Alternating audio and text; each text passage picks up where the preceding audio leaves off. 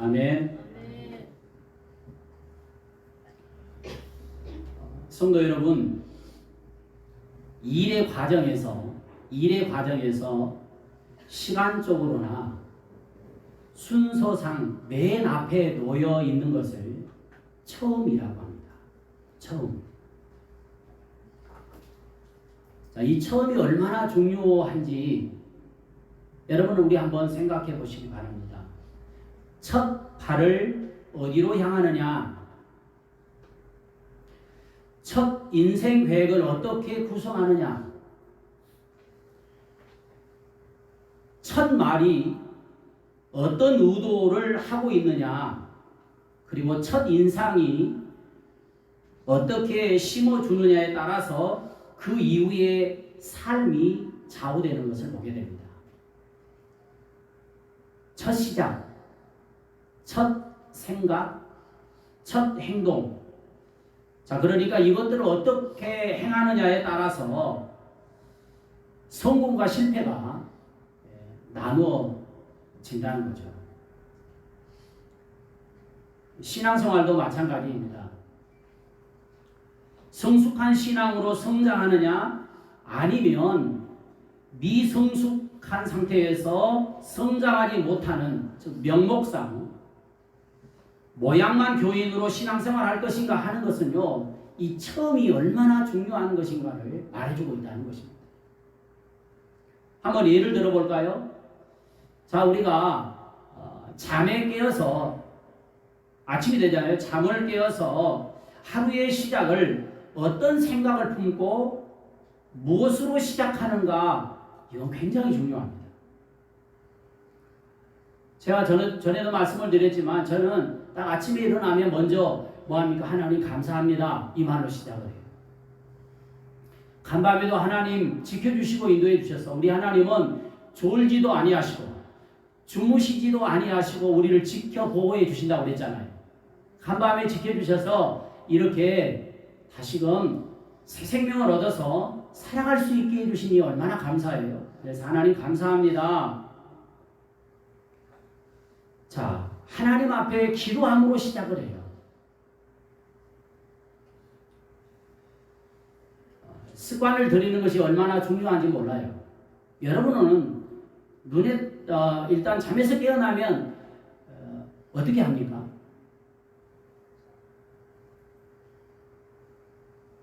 또 일주일의 시작은 주일이잖아요. 우리 달력에 보면 맨 앞에 주일이 있잖아요. 그렇죠? 주일이 첫날이에요. 일주일의 첫날이죠. 주일입니다.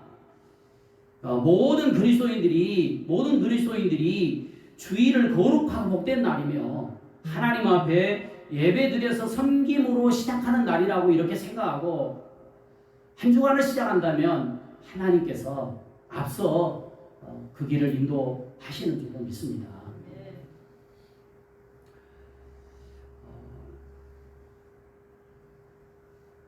뭐 올해 들어서 이 코로나 바이러스로 인해서 우리 신앙의 어떤 패러다임, 예배의 어떤 패러다임이 많이 이렇게 바뀌다 보니까 뭐 내 자신만 생각하는 것이 아니라 내 가족도 생각해야 되고 또 이웃도 생각해야 되기 때문에 우리가 이 예배 드리는 것도 굉장히 조심스럽게 지금 드리고 있어요. 우리 교단에서도 총회장님께서 메시지를 이렇게 보내요. 근데 이제 오늘 오후에 또 이제 국무총리께서 이렇게 담화를 발표하시겠지만 국가에서 하는 정책을 잘 따라줬으면 좋겠다 이렇게 얘기를 해요. 그러면서 300명 이하 교회에는 50명 이하로 드릴 수 있도록 그렇게 허락이 되었기 때문에 그렇게 좀 지혜롭게 해서 드릴 수 있도록 했으면 좋겠다라고 어제 문자가 이렇게 왔더라고요. 근데 자, 이런 형태의 어떤 예배의 모습들이 바뀌다 보니까 예배를 굉장히 소홀히 여기는 그런 경향이 생길 수 있다는 것입니다. 여러분, 우리 하나님께서는요, 환경이 어떻게 변하든지 간에 우리 스스로가 말씀을 통해서 또 기도를 통해서 이 믿음을 잘 지켜나가기를 원하는 것입니다. 하나님의 관계가 틀어지지 않기를 원하는 거죠. 여러분, 하루의 시작을 어떤 생각을 품고 무엇으로 여러분은 시작을 하십니까? 일주일의 첫날 주일 예배를 어떻게 생각하고 있습니까? 예배 여건이 되면 드리고 뭐 그렇지 않으면 뭐 안 드려도 된다라고 하는 생각, 이 어떻게 보면 이 코로나로 인해서 더 심해지지 않았는가 하는 생각을 갖습니다. 여러분, 하나님께서 처음 것을 어떻게 여기시는지 성경의 말씀을 통해서 우리에게 일러주셨어요. 자, 우리 한번 몇 군데 찾아서 한번 보도록 할 텐데요. 출애굽기 먼저 13장 2절의 말씀을 우리 같이 한번 읽어보겠습니다. 시작. 이스라엘 자손 중에서 사람이나 짐승을 막론하고 태에서 처음 난 모든 것은 다 거룩히 구별하여 내게 돌리라. 이는 내 것이니라 하시니라.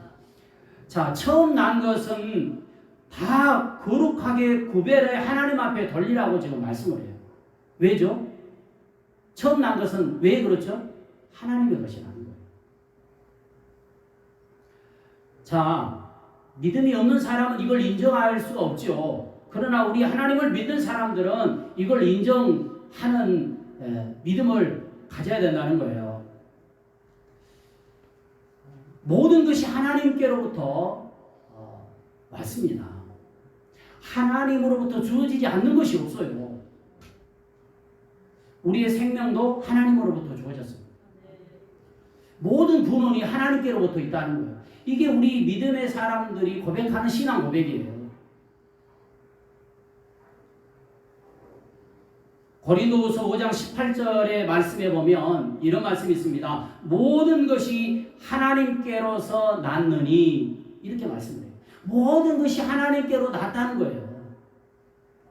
또 출애굽기 31장 13절을 같이 한번 우리 볼까요? 출애굽기 31장 13절 시작. 너는 이스라엘 자손에게 말하여 이르기를 너희는 나의 안식일을 지키라. 이는 나와 너희 사이에 너희 대대의 표준이니. 자, 안식일을 뭐라고 얘기하냐면 나의 안식일이라고 얘기합니다. 그러니까 엄격히 따지면 주일은요, 내 날이 아니라 누구의 날이에요? 하나님의 날이에요. 또 물질의 처음 것 11조는 하나님의 것이라고 말씀합니다. 이처럼 하루의 처음 시간, 일주일의 첫날 주일, 물질의 처음 것 11조 하나님 앞에 드리는 것은요, 뭡니까? 모든 근원이 누구로부터 왔다? 하나님께로부터 왔다라고 하는 고백인 것입니다. 하나님과의 올바른 관계지요. 여러분, 하나님과의 바른 관계가 되어질 때 결국 영혼이 잘 되고 범사가 잘 되는 것입니다. 그리고 신앙생활 하는데도 의미가 있는 거예요. 자, 계속해서 여호수아의 말씀을 우리 보고 있습니다. 왜 제가 여호수아의 말씀을 보느냐? 그것은요, 지금 우리가 살아가는 이 시대적 어떤 상황에서 여호수아의 말씀이 우리에게 주는 교훈이 굉장히 커요. 자, 이스라엘 백성들이 출애굽에서 지금 광야 생활을 마치고 요단을 건너서 어떻습니까? 여리고성을 무너뜨리고 지금 가나안 땅을 들어가게 되잖아요.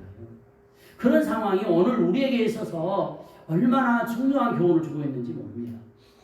그래서 여호수아의 말씀을 봐요.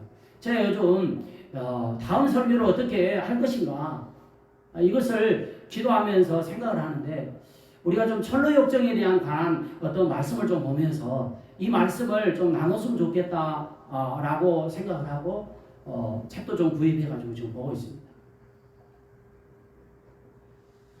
우리의 삶의 여정은요, 지금 천국 가는 여정인 것입니다.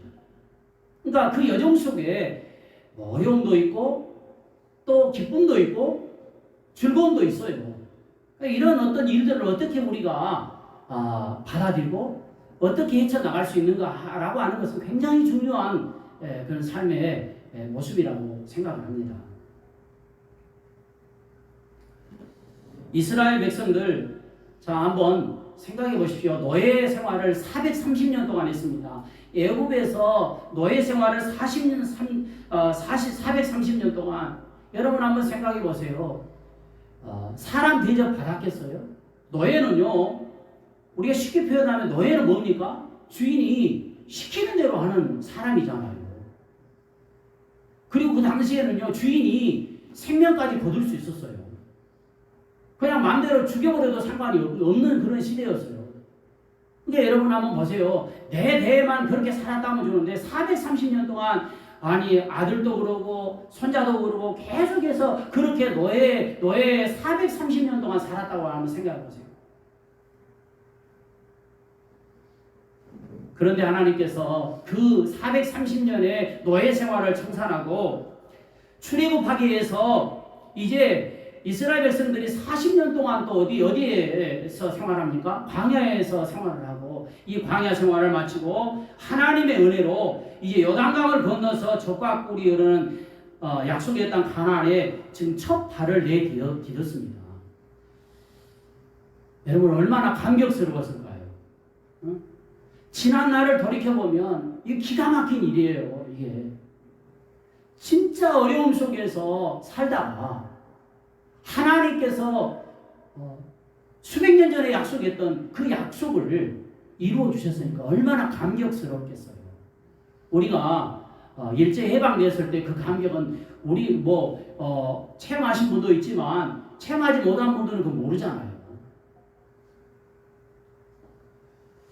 자, 하나님께서 아브라함 때부터 주시겠다고 약속하신 축복의 땅, 이 젖과 꿀이 흐르는 가나안 땅에 첫 발을 내딛는 이스라엘 백성들. 자, 그런데 하나님께서요, 오늘 본문 4장 그리고 5장 이 두 장의 말씀을 통해서 이스라엘 백성들에게 세 가지를 하라고 말씀을 하셔요. 이게 굉장히 중요합니다. 우리에게 주는 교훈이 굉장히 커요. 이 세 가지가 뭐냐? 첫 번째는 4장 3절에서 요단 가운데 제사장들의 발이 선 그곳에서 12개의 돌을 택하여서 그것을 가져다가 7절에 어떻게 하라고요? 기념비를 세우라는 거예요. 요단강에 있는 이 돌을 12개를 주워다가 기념비를 세우라. 그리고 또 요단에서 가져온 12개의 돌을 20절에는 길갈에다가 세우라고 말씀을 하네요.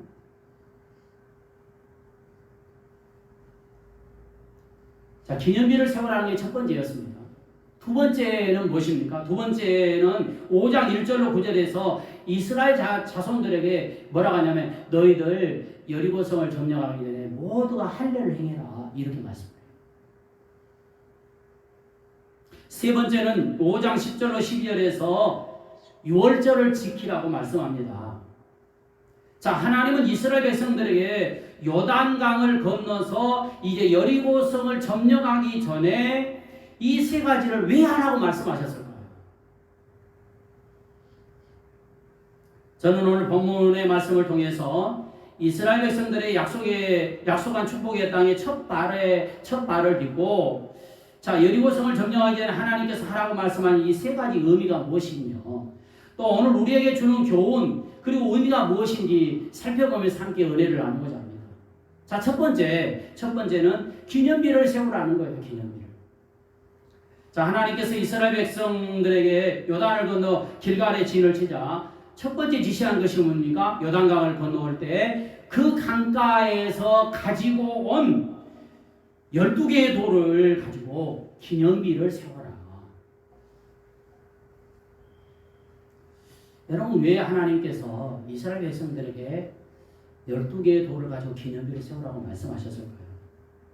자, 우리 6절의 말씀을 한번 같이 읽겠습니다. 6절입니다. 시작. 이것이 너희 중에 표징이 되리라. 후일에 너희 자손들이 물어 이르되 이 돌들은 무슨 뜻이냐 하거든. 자, 이것이 표징이 된다 라고 이렇게 말씀을 하시면서 후일에 너희 자손들이 이렇게 물어보는 것이요. 이렇게 물어봅니다. 아버지, 할아버지, 이 돌로 기념비를 세웠는데 이 돌들의 의미가 뭐예요? 라고 이렇게 물어보는 거예요. 7절에 이렇게 얘기하면 그것은 요단물이 하나님의 언약궤 앞에서 끊어졌단다. 이렇게 말해주라는 거예요. 자, 이것을 좀 각색해서 얘기를 드린다면 이런 것입니다. 하나님의 능력의 역사로 요단강을 마른 땅이 되게 하셔서 우리들이 무사히 마른 땅, 그 요단강을 건너게 되었단다. 하나님의 능력으로, 하나님의 역사로. 그러면은 자녀들이, 손주들이 어떻게 생각? 아, 하나님이 하셨구나. 아, 하나님의 능력이 대단하구나. 이 기념비를 통해서 하나님을 바라보는 거예요. 자, 우리 24절 말씀 우리 읽지 않았지만 한번 같이 읽어보도록 하겠습니다. 24절입니다. 시작. 이는 땅의 모든 백성이 여호와의 손이 강하신 것을 알게 하며 너희가 너희 하나님 여호와를 항상 경외하게 하려 하심이니라 하라. 그러니까 이 기념비를 통해서 자녀들이, 손주들이 물어본단 말이에요. 하나님의 역사로 말미암아 요단강이 마른 땅이 되어서 하나님이 그렇게 우리를 건너게 하셨단다. 이것은 결과적으로 무엇입니까? 그들로 하여금 하나님을 경외하게 하기 위한 것이다라고 말씀을 하고 있는 것입니다. 사랑하는 여러분, 결국 기념비는 뭡니까? 후손들이 하나님을 경외하기 위한 기념비라는 거예요. 다시 말하면 약속한 축복의 땅에서 대대로 영육간의 모든 축복을 잃어버리지 않고 누리려면 이 기념비를 바라보면서 하나님을 경외하라고 말씀합니다. 자, 우리 신명기 6장 24절인데요. 이렇게 말씀을 하죠. 여호와께서 우리에게 이 모든 규례를 지키라 명하셨으니 이는 우리가 우리 하나님 여호와를 경외하여 항상 복을 누리게 하기 위하심이며 또 하나님 여호와께서 우리를 오늘과 같이 살게 하려 하십니다. 오늘 우리도 마찬가지예요. 우리에게 기념비가 어디에 있습니까? 우리에게 기념비가 뭐예요? 자, 여러분 이 십자가 보면 뭐가 생각나요? 예수님이 생각나잖아요. 예수님이 우리를 위해서 뭘 하셨어요? 우리 죄를 대신해 십자가에 죽으셨잖아요. 여러분 이게 은혜입니다. 이게 은혜의 기념비예요. 그럼 이 은혜의 기념비 십자가 앞에서 막 빌면서 그렇게 하라는 얘기가 아니라 이 은혜의 기념비를 우리 마음 심기에 새기라는 것입니다. 그래서 잊어버리지 말고 이 은혜를 항상 되새기면서 하나님을 경외하며 살아가면 하나님께서 어떻게 한다고요? 항상 복을 주시겠다는 거예요.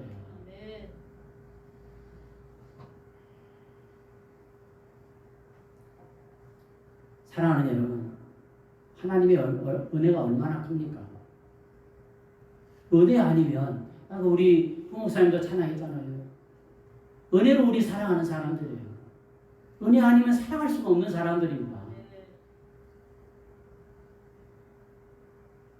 그 은혜를 마음에 항상 새기고요. 되새기면서 사람 보는 것이 아니라 하나님 보고 하나님을 경외하는 그런 신앙으로 우리가 살아간다면 하나님의 약속의 하나님이십니다. 반드시 신명기 6장 24절의 말씀처럼 항상 복을 누리게 하려 하심이라고 말씀을 해요. 이 말씀이 우리의 삶에, 우리의 가정에, 또 우리의 직장과 사업장에 이루어지시기를 주의 이름으로 축복합니다. 자, 요단강을 건너서 이스라엘 백성들에게 하나님께서 그럼 두 번째 하라고 하신 것이 무엇일까요? 5장 2절의 말씀 함께 한번 우리 읽겠습니다. 5장 2절이에요. 시작. 그때 여호와께서 여호수아에게 이르시되 너는 부싯돌로 칼을 만들어 이스라엘 자손들에게 다시 할례를 행하라 하시매. 아니 지금 여리고성을 점령해야 될 그런 상황입니다. 전쟁을 준비해야 될 그런 상황이에요.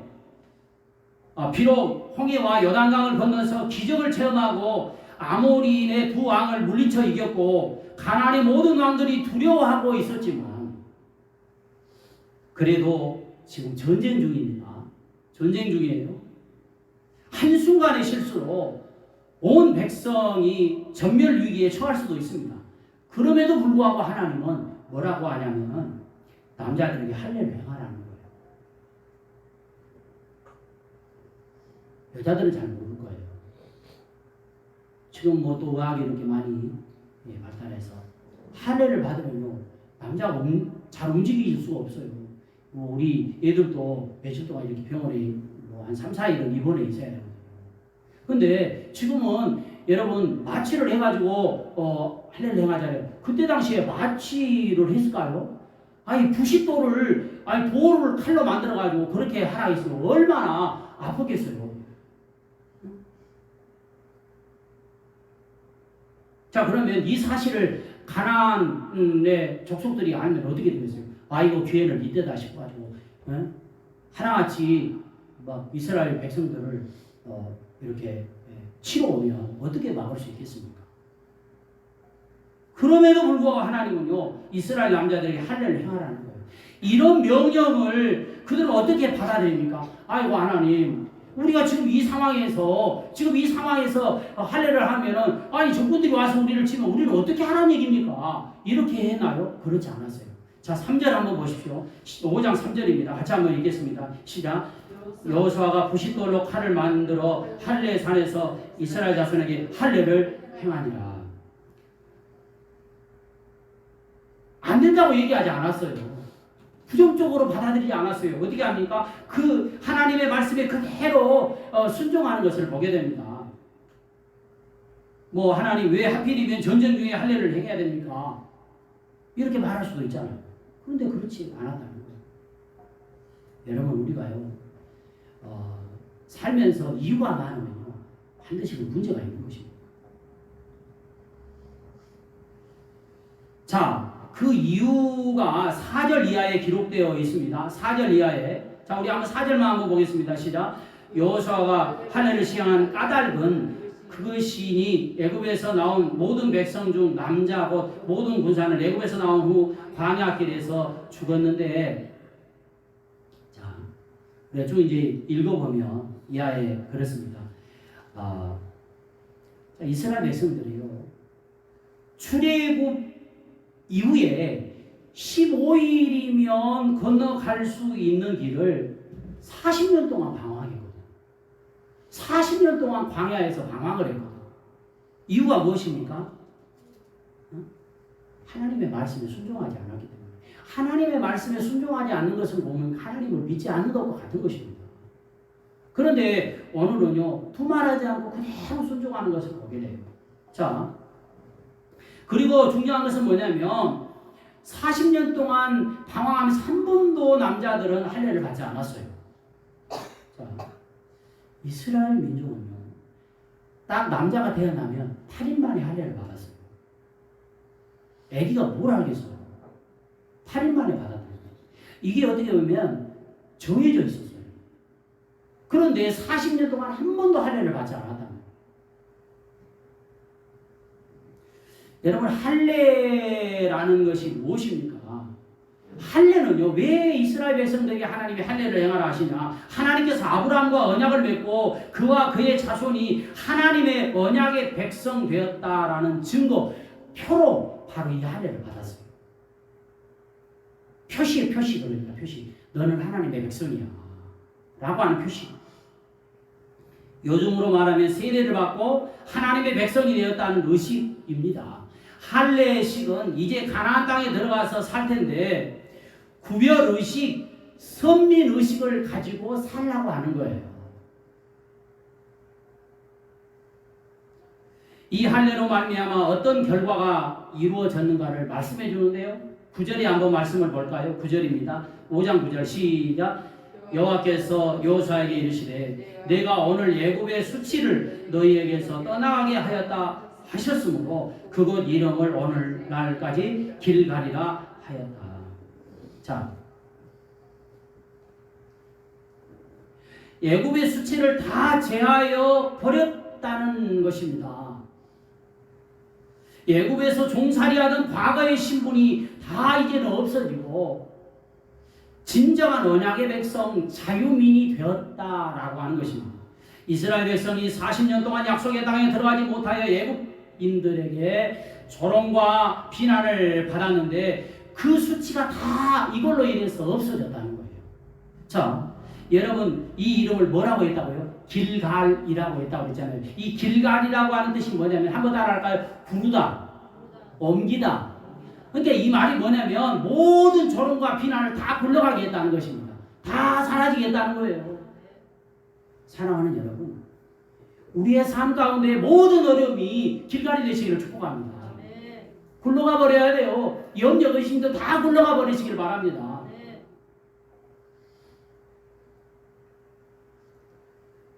우리가 예수 그리스도를 믿음으로 말미암아 죄에서 구원받아 이제는 마귀의 종이 아니라 신분이 바뀌었잖아요. 누구의 자녀로요? 하나님의 자녀라고 하는 신분으로 바뀌었어요.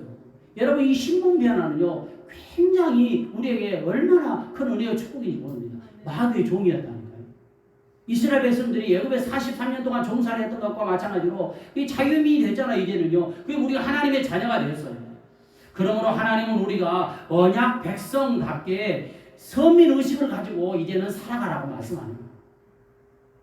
그런데 안타깝게도 신분은 바뀌었는데요. 여전히 죄의 종으로 마귀에게 속아서 살아가는 성도들이 있다는 얘기예요. 로마서 6장 6절에 보니까 이렇게 말씀합니다. 우리가 알거니와 우리의 옛 사람이 예수와 함께 십자가에 못 박힌 것은 죄의 몸이 죽어 다시는 우리가 죄의 종로를 하지 아니하려 함이니라. 죄의 종로를 하지 않게 하기 위해서 우리 예수님께서 우리를 위해 십자가에 돌아가셨다는 거예요. 그런데 우리는요, 그 예수 그리스도께서 나를 위해 십자가에 돌아가셨다는 사실을 고백하면서도 아예 신분 변화가 일어나잖아요. 여전히 죄의 종이 되어서 여전히 마귀의 속에서 속아서 끌려다니는 삶을 살아간다는 거예요. 성경은 우리에게 이렇게 말씀합니다. 우리는 왕같은 제사장이라고 거룩한 백성이라고 말씀합니다. 그렇다면 마귀에게 속아서 죄의 종로로 다니 말고 언약 백성, 선민의식을 가지고 살아가야 될 줄로 믿습니다. 이게 하나님의 바라심이에요.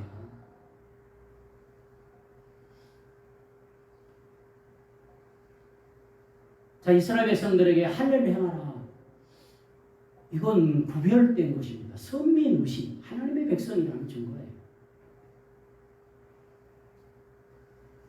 자, 이제 할례의식을 마친 이스라엘 백성들에게 하나님은 세 번째로 하게 하신 것이 무엇입니까?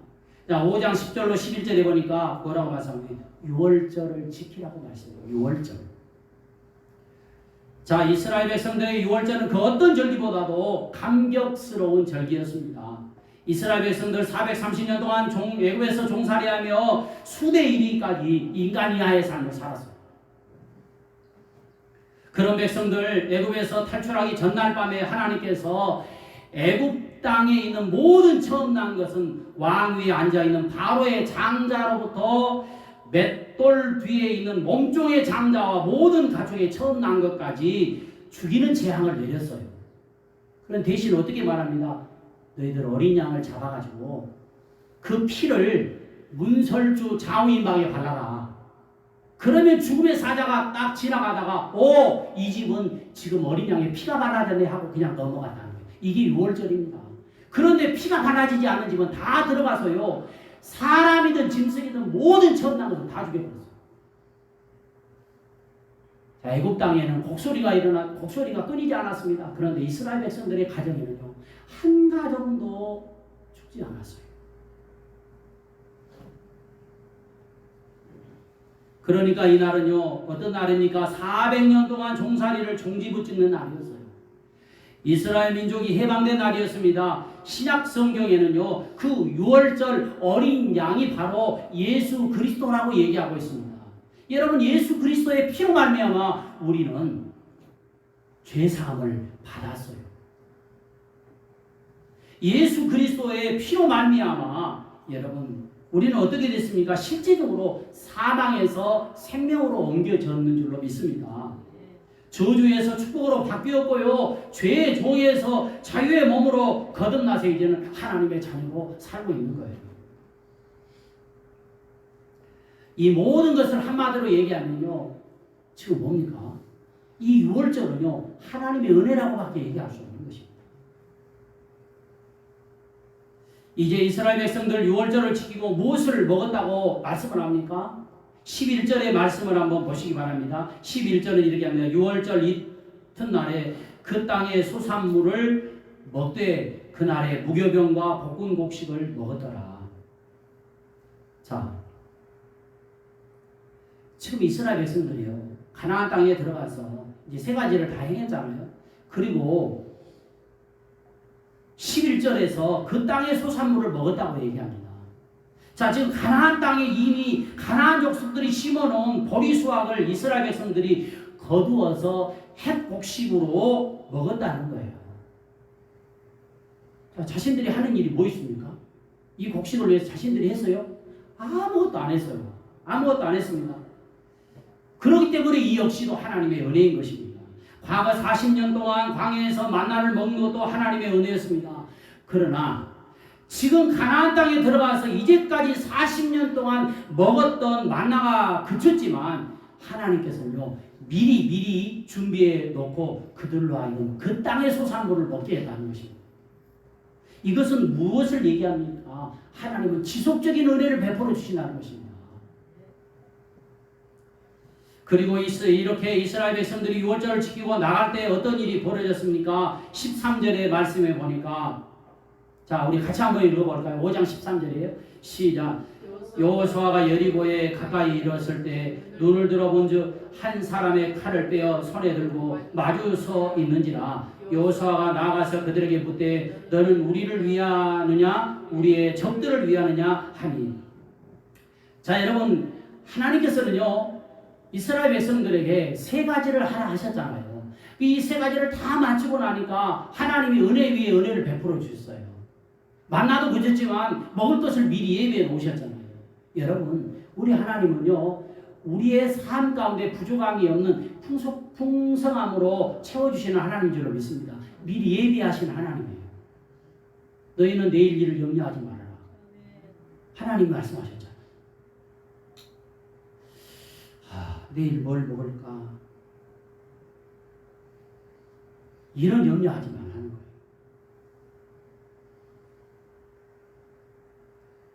자, 이스라엘 백성들이 6월절을 지키고 나갈 때, 자, 이상한 일이 벌어집니다.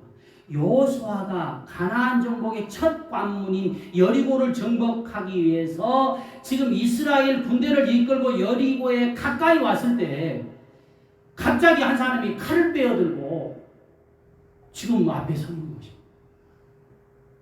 여러분 한번 머릿속에 그려보십시오. 이때 여호수아에게 그 칼을 빼들고 있는 사람에게 물어봅니다. 뭐라고요? 당신은 우리를 위한 것입니까? 아니면 적들을 위한 것입니까? 즉 뭡니까? 적군이냐 아니면 아군이냐 이걸 물어보는 거예요. 적군이면 어떻게 돼요? 죽여야 되잖아요. 싸워야 되잖아요. 그때 그 사람은 뭐라고 얘기합니까? 나는 여호와의 군대의 대장이다. 이렇게 얘기를 해요. 뭐라고요? 나는 여호와의 군대 대장이다.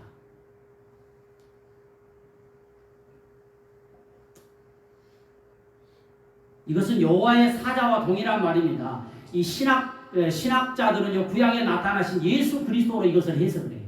예수 그리스도다, 이분이. 여호수아는 알아보고요, 바로 그 얘기를 듣는 순간 땅에 엎드려서 내 주여 종에게 무슨 말씀을 하려 하십니까? 라고 이렇게 질문을 하죠. 이때 여호와의 군대의 대장이 15절에 뭐라 합니까? 네 발에서 실을 벗어라. 네가 선 곳은 거룩하니라.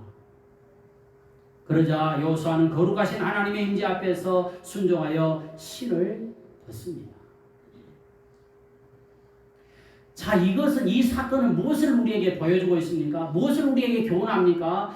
여러 가지 함축적인 의미가 있겠지만 가나안 땅을 정복하는 전쟁은 너희가 싸우는 것이 아니야. 여호수아, 네 지금 뒤에 있는 군대, 그 군대가 싸우는 것이 아니야. 하나님께서 싸워주시겠다는 것입니다. 그러므로 모든 것을 하나님 앞에 맡기라. 그런 뜻이에요. 여리고성이 아무리 난공불락의 초롱성이라 할지라도 하나님을 신뢰하고 나아가면 하나님이 싸워서 승리케 해주시겠다는 것입니다. 이것이 바로 여호수아 앞에 나타난 군대 대장이에요. 내가 대신해서 싸워주겠다는 거예요. 그 증거로 하나님께서 여리고성을 점령하기 전에 여호와의 군대 장관 대장을 먼저 보내신 것입니다. 사랑하는 성도 여러분, 우리 인생길에도 예수님께서 대장 되셔서 인도해 주시는 줄로 믿습니다. 우리 350장 찬송가 350장 3절에 이런 찬양 있잖아요. 악한 마귀 제 아무리 강할지라도 우리들의 대장 예수 앞서 가시니 두려워 말고 용기 있게 힘써 싸워서 최후 승리 얻을 때까지. 아멘. 악한 마귀 제 아무리 강할지라도 우리들의 대장이신 뭐예요? 예수 그리스도께서 앞서 가시니 두려워 말고 용기 있게 힘써 싸우라고 말씀하는 것입니다. 여러분, 우리 인생길에 예수님이 대장 되셔서 인도하고 계신 줄로 믿으시기를 축복합니다.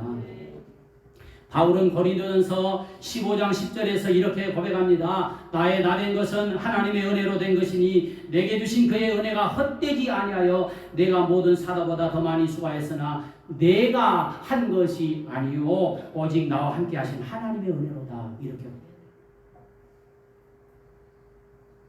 여러분이 얼마나 은혜로운 말씀입니까? 내가 한 것이 아니라는 거예요. 다른 사도들보다 사도 바울이 얼마나 많은 일들을 했습니까? 그럼에도 불구하고 그는요, 내가 한 것이 아니다. 누가 해주신 것이다? 하나님의 은혜가 하게 한 것이다. 이렇게 말씀해요. 여러분, 이러면 문제가 될 것이 없어요. 내가 무엇인가 했다, 내가 했다 하면요, 자기 자신을 드러내잖아요.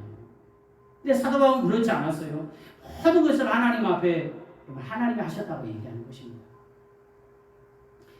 우리 역시 바울이 고백한 것처럼 하나님의 은혜로 영육간에 받은 축복이 말로 다 표현할 수 없을 정도로 큽니다. 제가 요즘 어디 가서도 그런 얘기를 하고 또 고백하는 게 있습니다. 뭡니까? 하나님의 은혜로 지금까지 저는 살아왔습니다. 지금도 하나님의 은혜로 살고 있습니다. 앞으로도 하나님의 은혜가 아니면 나는 살 수 없습니다. 이렇게 저는 고백을 해요. 그러니까 과거, 현재, 미래 모든 것이 뭐예요? 하나님의 은혜라고 하는 것입니다.